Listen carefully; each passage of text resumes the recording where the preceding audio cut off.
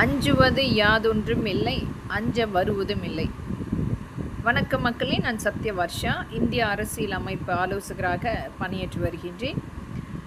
அனைத்து மக்களுமே ஒரு மிகப்பெரிய அளவில் இன்றைக்கு நடந்து கொண்டிருக்கும் சட்டமன்றத்தில் அனைத்துமே பார்த்து கொண்டிருக்கின்றார்கள். சப நாகரிகம் என்பது முதலமைச்சராக இருக்கக்கூடிய நபர்கள் தன்னுடைய சுயநலத்தை மறந்து மக்களுடைய நலனுக்காக மட்டுமே அங்கு பணிபுரிய வேண்டும். ஒரு சிறிய குழந்தையானாலும் தன்னுடைய முன்னால் நின்று வணக்கம் தெரிவிக்கும் பொழுது நாகரிகமாக எழுந்து நின்று குழந்தை என்று பாராமல் வணக்கம் தெரிவிக்க வேண்டும்.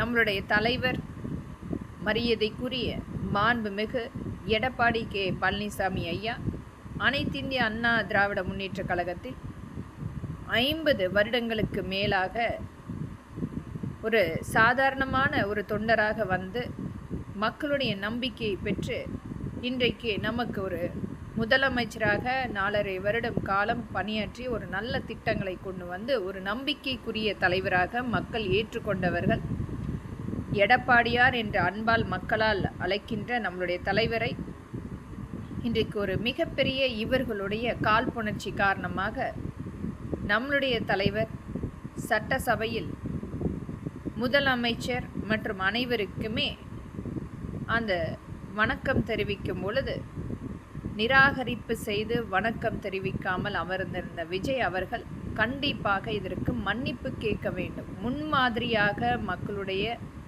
முதலமைச்சராக இருக்கின்ற ஒரு நபர் தன் எதிரே ஒரு அனுபவம் மிக்க ஒரு தலைவர், மக்களால் இன்றைக்கு அன்பால் அழைக்கின்ற எடப்பாடி ஐயா இன்றைக்கு மக்களுடைய நம்பிக்கையை பெற்றவர். அவரை விட வயதில் மூத்தவர். அனைத்துமே கருத்தில் கொண்டு வணக்கம் தெரிவித்திருக்க வேண்டும். ஆனால் ஒவ்வொரு இடத்திலுமே அவருடைய அந்த நாகரிகம் என்பதை ஒரு மிகப்பெரிய அளவில் நமக்கு கற்றுக் கொடுத்து கொண்டிருந்தார்.